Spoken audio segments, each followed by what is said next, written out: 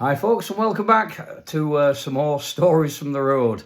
And I've grouped a few little tales together here from the days of in the working men's clubs, and which is where we all, we still do. Some of us still do play there, but often you were booked as like a cabaret act rather than a specialist rock and roll act or whatever. But a couple of little funny things that happened when you're taking the gear in. A lot's changed in clubs now.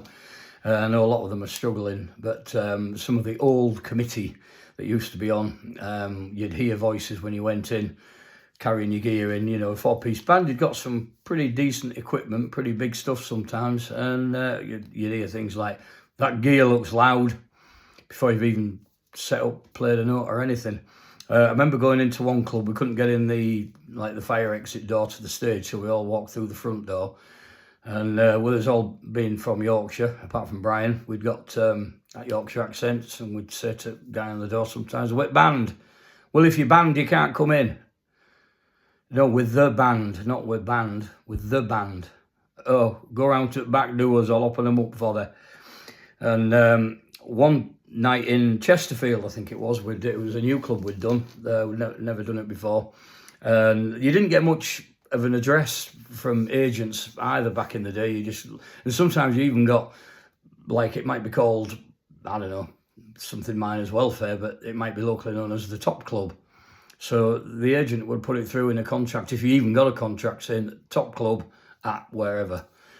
And half the time you get there, and you want until you ask somebody in the street where the Top Club is. "Oh, you mean the Constitutional Club or the Conservative Club?" And then you get there. Anyway, we got to this place in Chesterfield one night, and we'd been told it was whatever,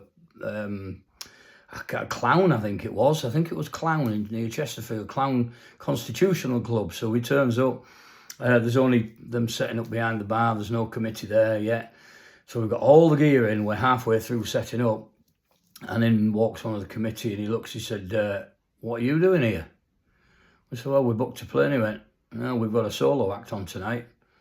And I says, "No, we're booked here at, Clown Constitutional Club." And he went, "Oh, this is the Conservative Club," or whatever it was called. So we literally had to strip everything back, down, load it in the van, and drive about a quarter of a mile up the road to get to this other club. And of course, there was no sat-nav back then. Maybe people who had lots of money had one then, but this is going back to the early 90s. There was no sat-nav, and you just relied on A to Z's or asking people.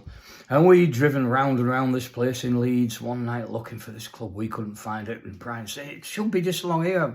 I'm sure it's along here." Anyway, we pulled up outside a chip shop, and there was a guy coming out, and we said, "Excuse me, mate, can you tell us where such and such working men's club is?" And he looked, and he said, "You take it, Mickey?" He said, "It's there." And it was literally next door to the chippy, and we'd driven past it 3 or 4 times at least.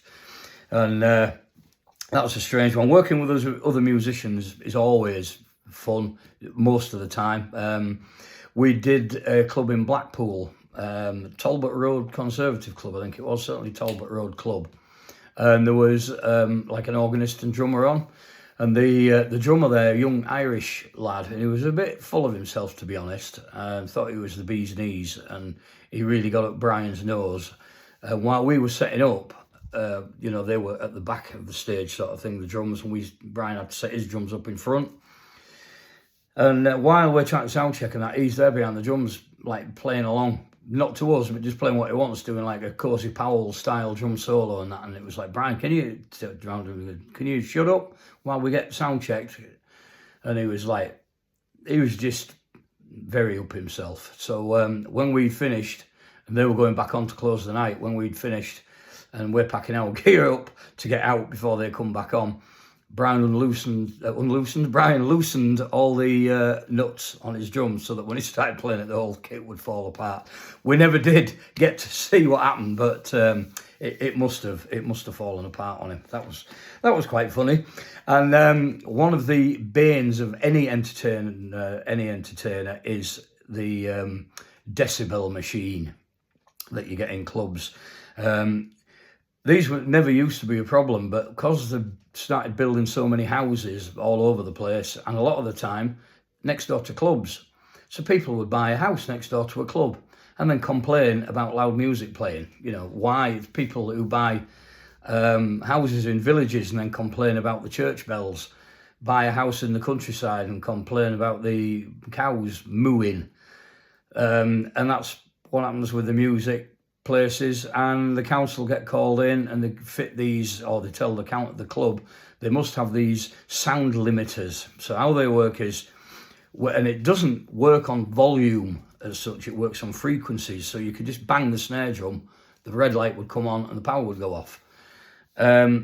So we weren't a loud band anyway by any stretch of the imagination. And even when I was a solo act, I've set these things off, not through volume, it's frequency, you know. And so Brian very quickly, Brian was an electrician, is an electrician by trade, so he knew his way around these things. And we'd always carry a really, really long extension lead, because you had to plug in on stage so that you were going through this decibel machine.